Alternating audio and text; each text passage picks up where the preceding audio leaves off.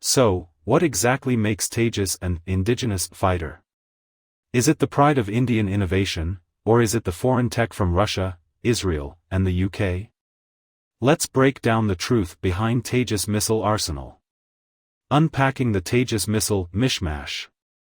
India's Tejas jet is supposed to be its pride, the epitome of indigenous aviation. But let's not kid ourselves, when it comes to its air-to-air missiles, it's more of a global effort with a few pieces patched together.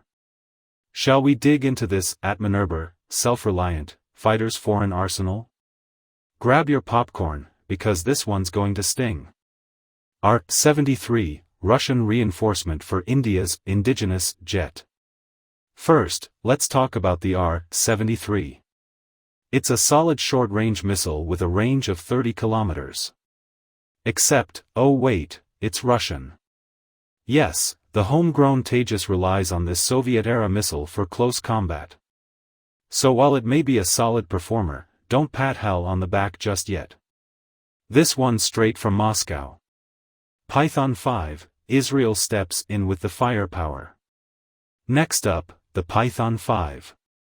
Another short-range missile with an 18-kilometer range, except this one's Israeli. That's right, India's indigenous jet needs Israel to provide firepower. Maybe HAL forgot to mention that when claiming Tejas as fully India-made? ASRAAM, UK's gift to Tejas. Tejas also packs the ASRAAM, a short to medium-range missile with a range between 25 to 30 kilometers. A solid performer, but this one's from the UK. With British tech on an indigenous jet, is it really Indian anymore? Talk about outsourcing innovation. Derby, Israel again, for mid-range action. The Derby missile has a range of 50 kilometers and is another Israeli import. India seems to have a shopping cart full of foreign missiles, and yet they call Tejas homegrown. Ironic, isn't it? Maybe HAL should start taking missile requests while they're at it. Astra, India's lone hope. Now, we finally have the Astra, a BVR, beyond visual range, missile with a respectable maximum 110-kilometer range claimed. Great, right? Well, except it's still in the testing phase. So, it's one step forward, but also a couple of steps behind. While this might be India's homegrown project, it's not combat-ready just yet. Waiting on that operational green light. No BVR love for Tejas? India's jet seems to be missing something crucial. No one is in a rush to give them a cutting-edge BVR missile for the Tejas. While they parade around their Astra in testing, it's clear that the Tejas is still waiting for some real BVR firepower.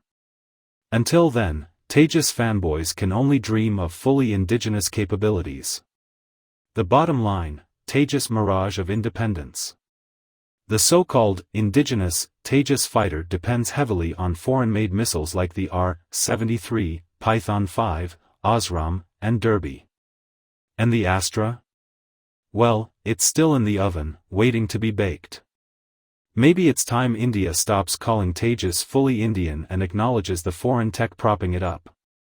Tejas might be flying high, but it's clear it's riding on the wings of foreign aid. Where's that Atmanirbhar Bharat now? Don't forget to like and subscribe for more defense truths.